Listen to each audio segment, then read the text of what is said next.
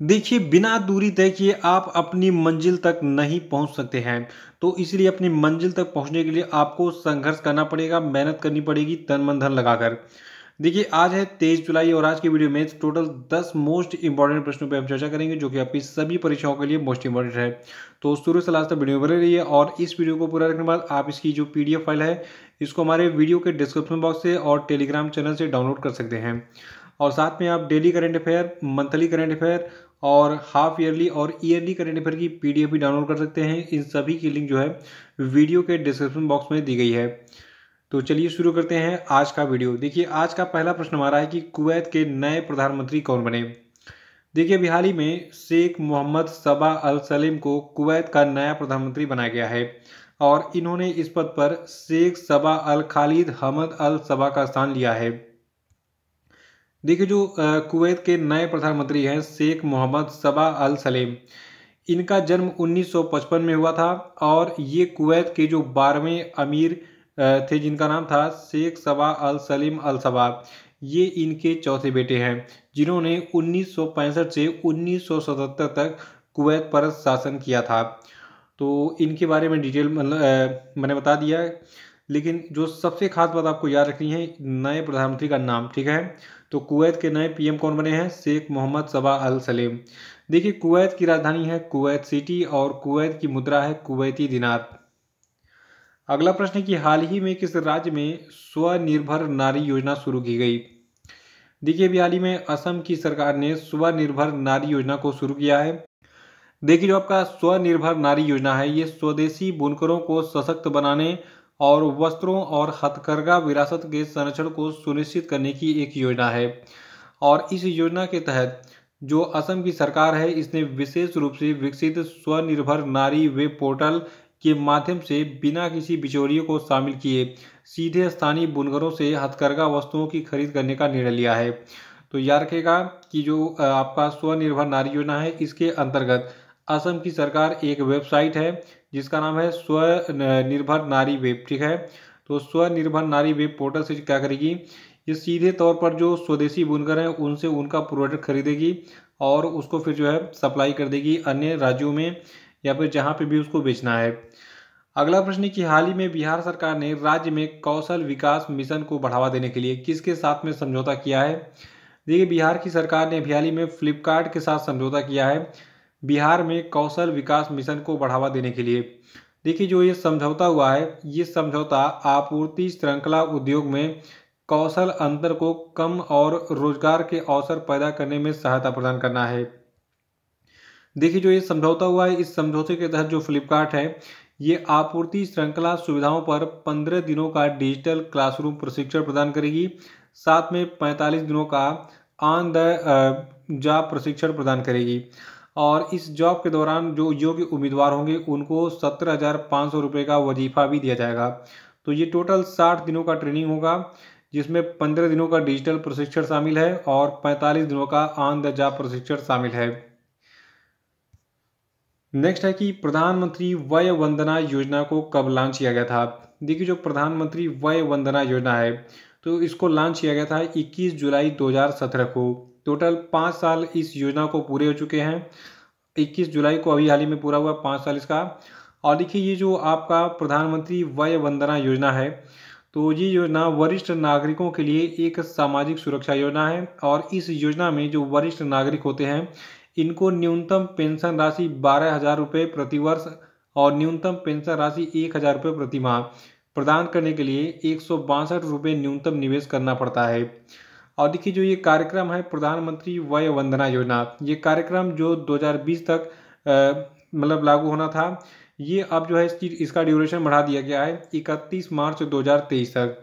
और ये जो है अतिरिक्त 3 वर्षों के लिए बढ़ा दिया गया है, मतलब 2020 तक था तो 23 तक हो गया, यानी कि 3 सालों के लिए इसको बढ़ा दिया गया है।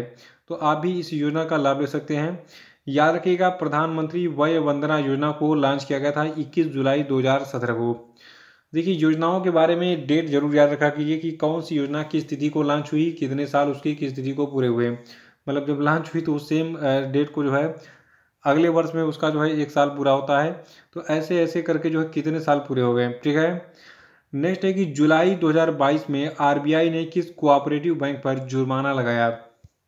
देखिए अभी हाल ही में जो है जो आपका रिजर्व बैंक ऑफ इंडिया है, इसने 3 कोऑपरेटिव बैंकों पर जुर्माना लगाया है। पहले का नाम है श्री मल्लिकार्जुन पटाना कोऑपरेटिव बैंक लिमिटेड, जो कि कर्नाटक में है, और नासिक जिला गिरानी कोऑपरेटिव बैंक, जो कि महाराष्ट्र में है, और छत्तीसगढ़ में स्थित रायगढ़ सहकारी बैंक पर जो है जुर्माना लगाया गया है। देखिए आरबीआई के अनुसार ये जो तीनों कोऑपरेटिव बैंक है, इन पर जुर्माना जो लगाया गया है ये अस्थायी नहीं है, ये समीक्षा के अधीन है, ये 6 महीने की अवधि के लिए प्रभावी है। अगर 6 महीने के अंदर ये तीनों कोऑपरेटिव बैंक अपनी स्थिति सुधार लेते हैं तो इन तीनों को फिर से मौका मिलेगा। मतलब कहने का मतलब है कि इनका लाइसेंस रद्द नहीं किया जा रहा है। अगर ये 6 महीने के अंदर अपनी स्थिति सुधार लेते हैं तो इनको फिर से जो है कंटिन्यू कर दिया जाएगा कि जाओ तुम अपना व्यवसाय करो, ठीक है। अगला है कि अंतर्राष्ट्रीय हॉकी महासंघ ने भारतीय प्रशासक नरेंद्र बत्रा के इस्तीफे के बाद किसे अपना कार्यवाहक अध्यक्ष नियुक्त किया है। देखिए हाल ही में नरेंद्र बत्रा ने जो है अंतर्राष्ट्रीय हॉकी महासंघ के अध्यक्ष पद से इस्तीफा दिया था। तो इनके इस्तीफे के बाद जो है सैफ अहमद, जो कि मिस्र से हैं, तो मिस्र के सैफ अहमद को अपना कार्यवाहक अध्यक्ष नियुक्त किया है। देखिए हाल ही में जो नरेंद्र बत्रा हैं, इन्होंने फेडरेशन ऑफ इंटरनेशनल हॉकी यानी कि अंतर्राष्ट्रीय हॉकी महासंघ पद से इस्तीफा दे दिया था। साथ ही इन्होंने भारतीय ओलंपिक संघ के अध्यक्ष पद से भी इस्तीफा दे दिया था, और इन्होंने भारतीय ओलंपिक समिति की सदस्यता भी छोड़ दी थी, जो कि इंटरनेशनल ओलंपिक एसोसिएशन के इनके पद से प्रत्यक्ष रूप से जुड़ी थी। तो इतने सारे पदों से इस्तीफा दिया था किसने, नरेंद्र बत्रा जी ने। तो यहाँ पे जो सबसे खास फोकस वाली न्यूज़ है कि अंतर्राष्ट्रीय हॉकी महासंघ के अध्यक्ष पद से नरेंद्र बत्रा के इस्तीफे के बाद सैफ अहमद, जो कि मिस्र के निवासी हैं, इनको कार्यवाहक अध्यक्ष नियुक्त किया गया है। देखिए अंतर्राष्ट्रीय हॉकी महासंघ का मुख्यालय कहाँ पे है, ये बहुत बार पूछा गया एग्जाम में। देखिए अंतर्राष्ट्रीय हॉकी महासंघ का जो मुख्यालय है ये आपका स्विट्जरलैंड के लुसाने में है, और इसकी स्थापना 7 जनवरी 1924 को की गई थी। अगला प्रश्न है कि कारगिल युद्ध की स्थिति को समाप्त हुआ था। देखिए जो कारगिल का युद्ध है ये 26 जुलाई 1999 को समाप्त हुआ था। देखिए कारगिल युद्ध के बारे में बहुत सारे प्रश्न एग्जाम में हर साल पूछे जाते हैं। तो आइए थोड़ी सी कुछ महत्वपूर्ण चीज़ें जो हम जान लेते हैं जो एग्जाम में पूछी जाती हैं कारगिल युद्ध के बारे में। देखिए जो कारगिल का युद्ध है ये 3 मई 1999 को शुरू हुआ था, और कारगिल युद्ध जो है इसे ऑपरेशन विजय के नाम से भी जाना जाता है। देखिए भारत और पाकिस्तान के बीच में जो ये युद्ध हुआ था जिसको कारगिल युद्ध के नाम से जाना जाता है, तो ये युद्ध हुआ था कश्मीर के कारगिल जिले में। और कारगिल युद्ध के दौरान 26 जुलाई 1999 को भारतीय सेना ने जो ऑपरेशन विजय चलाया था इसमें भारत को सफलता प्राप्त हुई थी, यानी कि भारत ने पाकिस्तान को धूल चढ़ा दिया था और हमारा ऑपरेशन विजय मिशन सक्सेस हुआ था। और देखिए एक और ऑपरेशन चलाया गया था हमारे इंडियन एयरफोर्स के द्वारा इसी कारगिल युद्ध के दौरान। देखिए भारतीय वायुसेना ने पाकिस्तान पर कारगिल युद्ध में जो हवाई हमला किया था उसके लिए जो है ऑपरेशन सफ़ेद सागर चलाया गया था। अगर एग्जाम में पूछा जाए कि ऑपरेशन सफ़ेद सागर किससे संबंधित है जी, तो ये जो है कारगिल युद्ध के दौरान पाकिस्तान पर हवाई हमले से संबंधित है। तो इन सारी चीज़ों को याद रखिएगा, एक भी प्रश्न आपका नहीं छूटेगा। और सबसे खास बात याद रखना है कि कारगिल युद्ध 3 मई 1999 को शुरू हुआ था, 26 जुलाई 1999 को यह समाप्त हुआ था, और कारगिल युद्ध को ऑपरेशन विजय के नाम से भी जाना जाता है। देखिए एक प्रश्न एग्जाम में ये पूछा गया था हाल ही में कि भारत और पाकिस्तान के बीच में अब तक कितने युद्ध हुए हैं। तो देखिए भारत और पाकिस्तान के बीच में पहला युद्ध हुआ था 1965 में, और दूसरा हुआ था 1971 में, और तीसरा हुआ था 1999 में, ठीक है। तो 1965, 1971 और 1999 3 बार युद्ध हुए, और तीनों बार भारत ने पाकिस्तान को धूल चढ़ाकर उसकी औकात उसको याद दिला दी थी।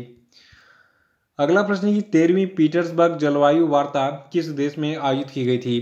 तो देखिए जो 13वीं पीटर्सबर्ग जलवायु वार्ता है ये जर्मनी में अभी हाल ही में आयोजित की गई थी, और इसका आयोजन अभी हाल ही में जर्मनी के बर्लिन में किया गया था। याद रखिएगा जर्मनी के बर्लिन में अभी हाल ही में 13वीं पीटर्सबर्ग जलवायु वार्ता का आयोजन किया गया था, और ये एक 2 दिवसीय आयोजन था। और इस 2 दिवसीय अनौपचारिक मंत्रिस्तरीय बैठक की जो अध्यक्षता है ये जर्मनी और मिस्र ने जो है संयुक्त रूप से की थी, जो कि यानी कि ये दोनों देश जो हैं इस वर्ष की वार्षिक जलवायु बैठक यानी कि COP27 के मेजबान है। देखिए COP27 देख के बहुत लोग घबरा जाते हैं कि ये है क्या चीज़। देखिए COP का मतलब है सी का मतलब है कॉन्फ्रेंस, ओ का मतलब है आप, पी का मतलब है पार्टीज।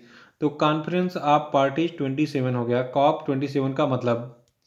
देखिए इस अनौपचारिक बैठक में यानी कि 13वीं पीटर्सबर्ग जलवायु वार्ता में जो है कॉप 27 के मुख्य लक्ष्य जलवायु कार्रवाई के कार्यान्वयन में सुधार लाने के उद्देश्य से मतभेदों को हल करने के लिए राजनीतिक दिशा प्रदान करना था। और अगला प्रश्न है कि विश्व मस्तिष्क दिवस यानी कि वर्ल्ड ब्रेन डे कब मनाया गया। देखिए हर साल हम 22 जुलाई को मनाते हैं विश्व मस्तिष्क दिवस यानी कि वर्ल्ड ब्रेन डे। और इस साल के यानी कि 2022 के वर्ल्ड ब्रेन डे की थीम है ब्रेन हेल्थ फॉर ऑल, इसको याद रखिएगा। और देखिए एक बीमारी है जिसका नाम है मल्टीपल स्क्लेरोसिस। मल्टीपल स्क्लेरोसिस के बारे में जागरूकता फैलाने के लिए जो आपका विश्व मस्तिष्क दिवस है ये हर साल 22 जुलाई को मनाया जाता है। देखिए जो आपका विश्व मस्तिष्क दिवस 2022 है ये अभियान विश्व स्तर पर 5 प्रमुख संदेशों पर ध्यान केंद्रित करेगा। इसमें से पहला जो संदेश होगा ये होगा जागरूकता, यानी कि ब्रेन से संबंधित जितनी चीज़ें हैं उनके बारे में जागरूकता फैलाई जाएगी। दूसरा होगा रोकथाम। देखिए जो दिमाग की यानी कि मस्तिष्क की बीमारी है इसको कैसे रोका जा सकता है इसके बारे में, रोकथाम के बारे में अवेयरनेस फैलाया जाएगा। वकालत यानी कि इष्टतम मस्तिष्क स्वास्थ्य के लिए जो वैश्विक प्रयास हैं इसकी आवश्यकता है। और देखिए शिक्षा, देखिए अगर लोगों को पता होगा कि हम अपने ब्रेन को कैसे स्वस्थ रख सकते हैं, ठीक है, और हमारा ब्रेन जो है हमारे स्वास्थ्य की कुंजी किस प्रकार से है, इस प्रकार की अवेयरनेस फैलाई जाएगी। और पांचवा प्रमुख संदेश होगा पहुंच, यानी कि मस्तिष्क को स्वस्थ रखने के लिए जो संसाधन है, उपचार है, पुनर्वास है, इसके बारे में जो है अवेयरनेस फैलाया जाएगा। तो ये 5 जो है संदेश फैलाए जाएंगे। इन 5 संदेशों पर केंद्रित था आपका विश्व मस्तिष्क दिवस 2022। अगला कि ओएनजीसी की विदेश निवेश इकाई ओएनजीसी विदेश लिमिटेड के नए प्रबंध निदेशक कौन बने। तो देखिए हाल ही में राजर्षि गुप्ता को ओएनजीसी विदेश लिमिटेड का नया प्रबंध निदेशक बनाया गया है और इन्होंने इस पद पर आलोक गुप्ता का स्थान लिया है। देखिए आलोक गुप्ता का कार्यकाल पिछले महीने में खत्म हो गया था, यानी कि जून में खत्म हो गया था। तो उनके स्थान पर यानी कि आलोक गुप्ता के स्थान पर राजर्षि गुप्ता को हाल ही में ओएनजीसी विदेश लिमिटेड का नया मैनेजिंग डायरेक्टर यानी कि प्रबंध निदेशक बनाया गया है। तो ये थे आपके आज के सभी महत्वपूर्ण प्रश्न और अब हम बात करेंगे आज के सभी क्वेश्चन अपडेट हुए। देखिए आज क्वेश्चन का पहला प्रश्न है कि हाल ही में भारत की जो 15वीं राष्ट्रपति हैं ये कौन चुनी गई हैं, बताइए। देखिए राष्ट्रपति चुनाव के बारे में कई सारे बच्चों ने मैसेज किया था व्हाट्सएप पे, कंफ्यूज हैं वो। कल मैंने बताया था कि इस बार जो चुनाव हुआ था वो 16वां राष्ट्रपति चुनाव था और द्रौपदी मुर्मू जो है ये 15वीं राष्ट्रपति बने हैं। तो लोग कह रहे हैं यार 16 बार चुनाव हुआ तो 15वीं राष्ट्रपति कैसे बनी। देखिए डॉक्टर राजेंद्र प्रसाद 2 बार राष्ट्रपति चुने गए थे और इसीलिए जो है इनको मतलब 2 बार तो काउंट करेंगे नहीं। तो अगर देखा जाए व्यक्ति के रूप में, ठीक है, तो व्यक्ति के रूप में 15वीं राष्ट्रपति कौन है, द्रौपदी मुर्मू है और चुनाव 16वां था। इसको याद रखिएगा, कंफ्यूज नहीं होना है, यही चीज़ याद करके एग्जाम में जाना है वरना आपका 1 नंबर डैमेज हो जाएगा। तो व्यक्ति विशेष के रूप में 15वीं राष्ट्रपति 16वें चुनाव में चुनी गई कौन, द्रौपदी मुर्मू। अगला कि रतन इंडिया पावर के नए मैनेजिंग डायरेक्टर कौन बने, बताइए। तीसरा प्रश्न आपके लिए कि जुलाई 2022 में जारी फोर्ब्स रियल टाइम अरबपतियों की सूची में कौन बिल गेट्स को पीछे छोड़ते हुए दुनिया के चौथे सबसे अमीर व्यक्ति बन गए, बताइए। और चौथा प्रश्न है कि स्मार्ट सिटी फंड के उपयोग में कौन सा राज्य पहले स्थान पर है, आंसर बताइए। और पांचवा कि जुलाई में जारी हेनले पासपोर्ट इंडेक्स 2022 में भारत किस स्थान पर है, बताइए। और अब हम बात करेंगे कल के पूछे गए सभी क्वेश्चन अपडेट के सही उत्तरों की। देखिए कल के क्वेश्चन अपडेट का पहला प्रश्न था कि हाल ही में किसे यूपीएससी यानी कि संघ लोक सेवा आयोग का सदस्य बनाया गया है। तो देखिए ये व्यक्ति आपके राज शुक्ला है जिनको यूपीएससी का सदस्य बनाया गया हाल ही में। और दूसरा था कि हाल ही में किन या फिर किस खिलाड़ी को प्रतिबंधित पदार्थ के सेवन का दोषी पाए जाने के बाद राष्ट्रमंडल खेलों से बैन कर दिया गया। तो देखिए एस धनलक्ष्मी और ऐश्वर्य बाबू इन दोनों को जो है प्रतिबंधित पदार्थ के सेवन का दोषी पाए जाने के बाद कॉमनवेल्थ गेम से बैन कर दिया गया है। इस न्यूज़ के बारे में ज़्यादा डिटेल चाहिए तो परसों का वीडियो देख के रिवाइज कर डालिए। और देखिए अगला था कि किस देश के क्रिकेटर तमीम इकबाल ने T20 इंटरनेशनल क्रिकेट से संन्यास ले लिया है। तो देखिए तमीम इकबाल आपके बांग्लादेश के क्रिकेटर हैं। और चौथा था कि हाल ही में किस बैंक ने व्हाट्सएप बैंकिंग सेवा शुरू की है। तो देखिए स्टेट बैंक ऑफ इंडिया ने अभी हाल ही में व्हाट्सएप बैंकिंग सेवा शुरू की थी। और देखिए जो उत्तराखंड के मुख्यमंत्री हैं, इन्होंने उदीयमान खिलाड़ी उन्नयन योजना हाल ही में शुरू की। ठीक है, याद रखिएगा। और उत्तराखंड के मुख्यमंत्री का क्या नाम है, जरा कमेंट बॉक्स में बताइए, देखते हैं कितने लोगों को याद है। अभी मैंने परसों ही उनका नाम बताया था आपको। और देखिए आप सभी की डिमांड पर मैंने अर्धवार्षिक अंक का पीडीएफ तैयार कर दिया है, जिसमें जनवरी से लगाए जून तक के टोटल 1800 करंट अफेयर आपको मिलेंगे। तो इस पीडीएफ को आप परचेज कर सकते हैं और पूरे 6 महीने के पीडीएफ को एक साथ प्राप्त कर सकते हैं केवल 55 रुपये में। तो इसको आप डाउनलोड कर लीजिएगा। इसमें देखिए पूरे डिटेल में सारे करंट अफेयर को मैंने जो है इसमें कलेक्ट किया है, यानी कि आपका एक भी पॉइंट कोई भी छूटने वाला नहीं है। और 6 महीने का रिवीजन मतलब हो गया कि देखिए किसी भी परीक्षा में आजकल पिछले 6 महीनों के प्रश्न पूछे जा रहे हैं। तो पिछले 6 महीने में जितने भी करंट अफेयर थे सब डिटेल में मैंने बताया इस वीडियो में, पीडीएफ में। तो इसको परचेज जरूर कर लीजिए, डिस्क्रिप्शन बॉक्स में इसकी लिंक दी गई है।